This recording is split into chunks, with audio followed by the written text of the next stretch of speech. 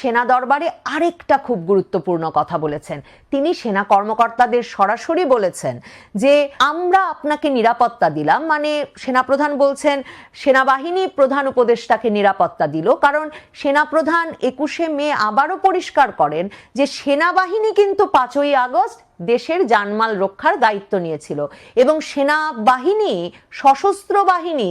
8ই August এই ইউনূস সরকার গঠন করে দিয়েছে। কাজেই তিনি বলছেন আমরা আপনাকে নিরাপত্তা দিলাম আর আপনি আমাকে মারার জন্য বিদেশ থেকে লোক নিয়ে এলেন। মানে সেনাপ্রধান বলছেন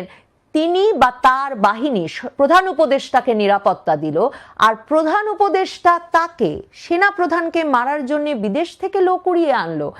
ধারণা করা হয় এই কথার মাধ্যমে পরিষ্কার বোঝা যায় যে এর আগে যেই কানাঘুষো ভীষণভাবে জোরালো হয়ে উঠছিল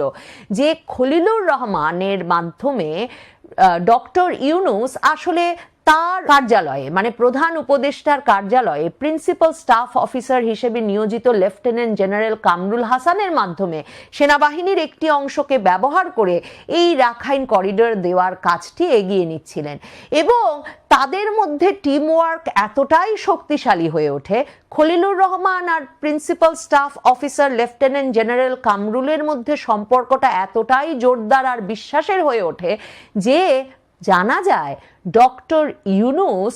এমনকি সেনাপ্রধান হিসেবে ওয়াকারুজ্জামানকে অপসারণ করে লেফটেন্যান্ট জেনারেল কামরুল হাসানের নাম প্রস্তাব করে সে চিঠি স্বাক্ষরের জন্য রাষ্ট্রপতিকে পাঠিয়েছিলেন। রাষ্ট্রপতি শাহাবুদ্দিন চুপ্পু খুব স্বাভাবিকভাবেই সেই কাগজে স্বাক্ষর করেন নাই, কারণ তিনি জানেন সেনাপ্রধান ওয়াকারুজ্জামানের চলে যাওয়া মানে